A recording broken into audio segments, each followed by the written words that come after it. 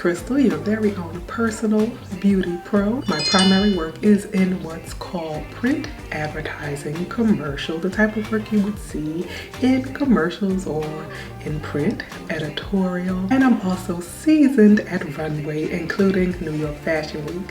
One of the things I love, in addition to doing what I love, is sharing those pro tips, tricks, backstage secrets with you. I have done hundreds of faces of all the races. So whether you're an everyday girl or you're an aspiring professional yourself, you are sure to come away with something special that you can apply in your own beauty routine. But whatever your reason for watching, I want you to leave feeling uplifted and pretty. Blush is one of the most amazing makeup products for the face, but is often underutilized or skipped altogether, either because people are afraid of it or they're so used to applying it, they're not making the most of it. Today, I'm going to show you the best blush tips in existence, and we're going to do it using all 9 of Pat McGrath's new blushes. Today is all about the blush because yes, you do need it. So if you've been skipping it because you're a little afraid or you don't want to look like a clown, don't worry. No one wants to look like a clown except a clown, like I always say. So we're going to get you there if you've been afraid of it. And if you are a seasoned, then you might be skipping some things that even you don't realize. We're going to talk about making the most of blush for your face shape. We're going to talk about the best brushes and tools. We're going to talk about which colors to wear with different eye and lip looks. And we're going to talk about application tips that you really don't hear that often that are simple and easy to use. And we're going to do it all with the blushes that I know you came here for, which are the new Pat McGrath blushes. So let's start with how to apply blush for your face shape, because I think that's an often skipped step. A lot of times for those who do wear blush, we usually get into a routine or maybe even sometimes a rut, and we always put our blush in the same place, and you may be missing an opportunity to enhance your look, switch up your look, and give yourself a different appearance. First and foremost, to determine your face shape, you want to sit a little distance from a large mirror and then sit straight and hold your head straight and look straight forward, and you want to kind of draw an imaginary carving in the mirror of your face, and that will give you a general idea of your face shape. And you don't want to start out too far out when you draw this imaginary line. You want to start just inside the perimeter, start to see a certain shape unfold. Now, a lot of people don't have like an exact oval, an exact square, but as you're looking at the shape, try to determine what it's closest to. Is it a inverted triangle? Is the forehead significantly wider, and does it really have a sharp angle coming down, or is it the reverse? Do you have a heavy bottom that kind of gets to a narrower forehead? Is it leaning more toward a square? Is it more of an oval? Is it heart shaped with a big, beautiful, prominent cheekbone? Is it more rounded? And you kind of get the idea.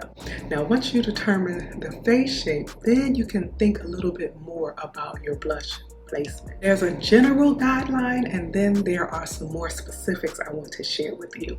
If you're not as familiar with blush, generally speaking, it tends to look attractive close to the front of the cheek and on a slight angle going toward the ear. Now, you want to start maybe about a finger's distance away from the nose, not so close to the nose at first, especially if you're newer. And then right down the center of the eye, the pupil, it can start somewhere in there. And generally speaking, when you're newer, you may not want to go too much lower beneath the nose, so right in here. So a little distance away from the nose, not lower than the nose, and starting somewhere around the pupil, and then build up a nice soft wash of color in there to give you a general enhancement. But now, if your face is narrow and a little bit longer, and you're using that sharp angle, usually a lot of us, when we're in a hurry, you just take it and swipe it on that angle. You may be elongating the face in an unflattering way.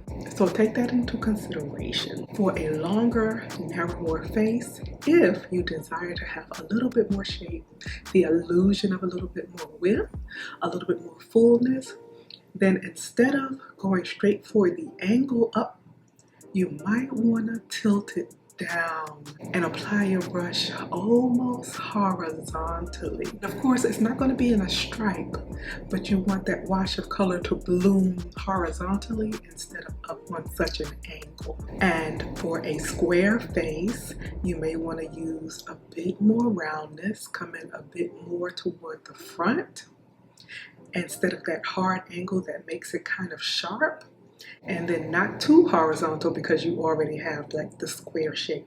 So you might be looking for a slightly rounder application. Now that doesn't mean you're going to make this 2 circles like 2/4 on your cheek, but it does mean you'll let it bloom in a bit more of a circle. Those are some basic guidelines, and you can determine what angles to use and what shapes to use depending on what effect you want. If you want to soften the face, then think about something a little bit rounder.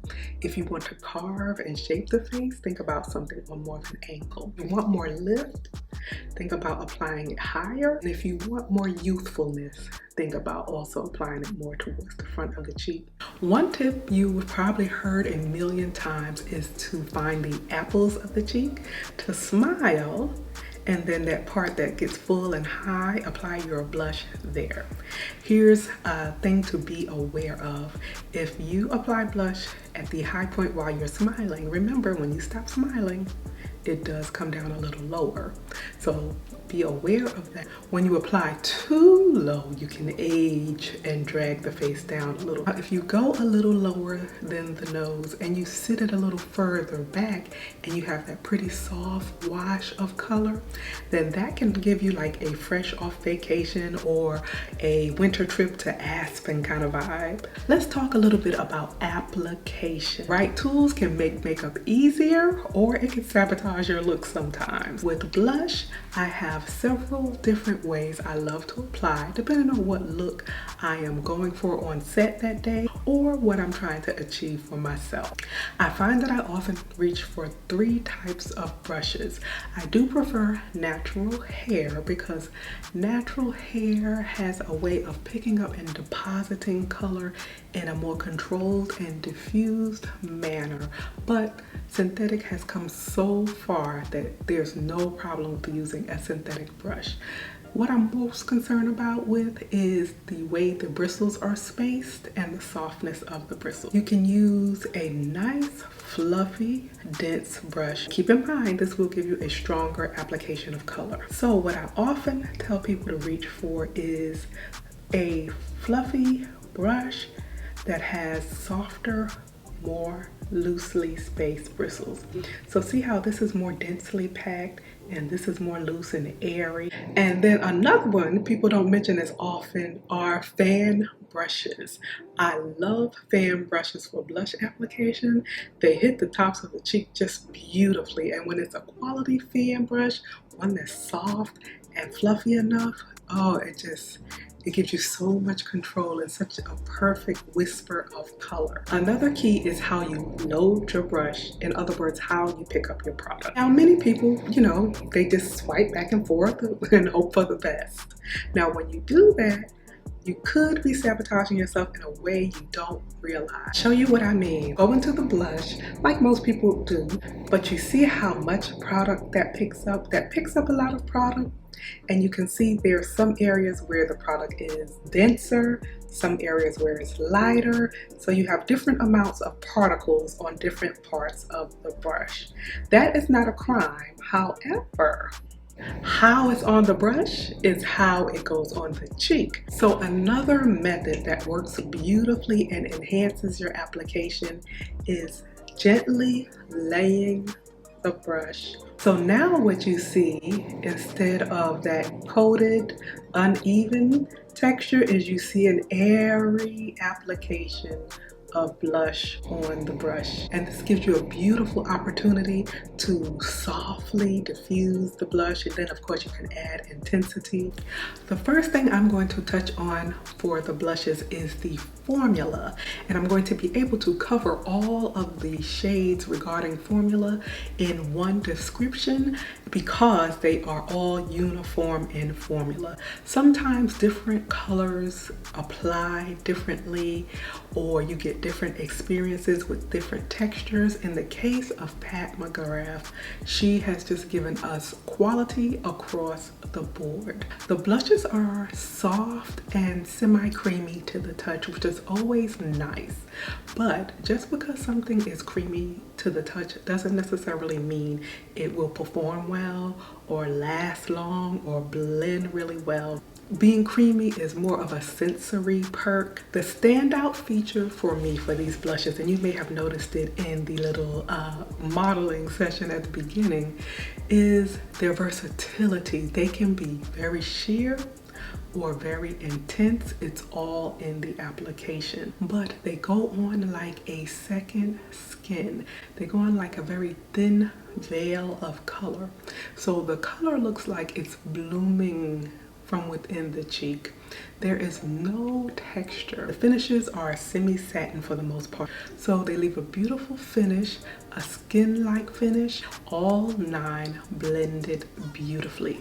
I didn't get any skipping or any challenges. One thing to note, after you apply your foundation or whatever your skin prep products are going to be, is to remember that with any blush, you really want to make sure the surface is not super damp beforehand, unless maybe it's a highlighter or something really shiny and you want to leave that sheen on the surface. But to ensure a smooth application, you want at least a sheer wash of powder, or if you don't want a powder, you want to make sure you at least go over it gently with a dry puff so that you don't have any moisture on the cheeks grabbing your color. I did leave my finish a little satiny because of course I had to try on 9 blushes in a row, so I had to do some in-between prep and I didn't have any grabbing. The packaging is the standard Pat McGrath black packaging, and it's plastic, and it does look and feel like lightweight plastic. We often say lacquer, but in all honesty, if you're familiar with lacquer, it does not actually feel like lacquer, but it does look sleek and attractive. Now I'll tell you what Pat McGrath did blow out of the water with this particular launch. The outer packaging is absolutely gorgeous. Here's the packaging for the blush, the lipstick, and the lip gloss, and it is just exquisite for this launch. The lavender and the purple with the roses and that gorgeous gold metallic trim, and then it has a push button release, which I had no challenges with, and the lightest in the collection is called Flirtatious. The reason I'm impressed with this is because, as you can see, it's a very soft, muted, almost lavender, and it's going to be really nice for the girls at the fairer, lighter end of the spectrum. What I love about it is the undertone, the tone of this, because pink is a very popular blush shade, but you don't always get the cooler, bluer, more mauve, lavender leaning shades. I used to have one from MAC called Dame, but that shade was a little difficult to find. I think it's been discontinued, so I was excited about this one. But here's the thing, when they are this light and muted, sometimes when you get into the tan to deeper shade range, these can be a little too cool. They can go a little chalky on the skin. Not because the formula is chalky, but because the color can just go a little too cool and chalky on tanner skin. But this blush held true to color even on my complexion. When you're doing a more mauve-y, lavender, or slightly more muted, cooler taupe eye look or lip look, that's when this comes in. Sometimes if you do a pink that's too warm, too red, or a little too blue based, it can clash. So this is a nice one to have. Nymphette is a soft pink blush with a beautiful gold shift. I love this one. This is going to be a nice, something a little bit more universal. If you have a neutral eye or whether it's a little bit warmer, I think you'll get a nice effect Right below Nymphette is Divine Rose. Definitely a beautiful, more universally flattering, traditional rose blush. This next one is one of my favorites. One is Nude Venus. Nude Venus has climbed, I think, maybe to my top 3 list. This is absolutely beautiful. This is a peach with a beautiful sheen. Very pretty for your neutral looks and your warmer looks. This type of shade tends to clash if you're doing the purples or the lavenders, the cooler looks, so be aware of that. Your blush doesn't have to be matchy-matchy with your eye and lip looks, but it can throw off a look if it's not as complimentary as it could be.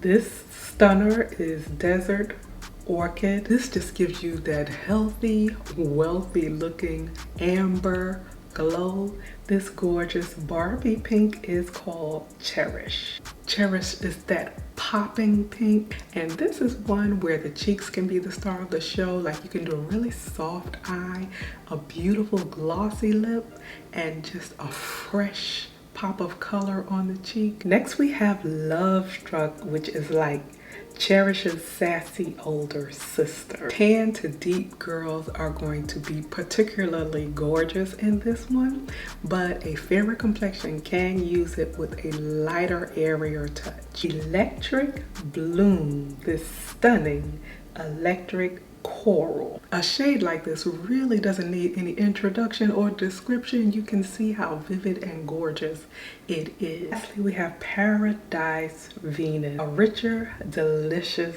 terracotta. Shades like these are nice with a neutral or a warmer eye. But because evidently I couldn't just check out with 9 blushes, I had to get a couple of the lip products too. So I picked up the beautiful nude pink Dream Lover lipstick, and I also have the very pretty Earth Angel Lust Gloss. You will be proud of me because I did resist that very beautiful eye quad. Now, it's not my fault that somehow the Mothership Sublime jumped into my cart. So there we have it, all 9 of the new Pat McGrath blushes and some pro blush tips that you can use with any of your blush collection. Let me know if you're a fellow blush lover or if you're a little blush shy. I look forward to seeing you in a video very soon, but until we meet again, keep it pretty.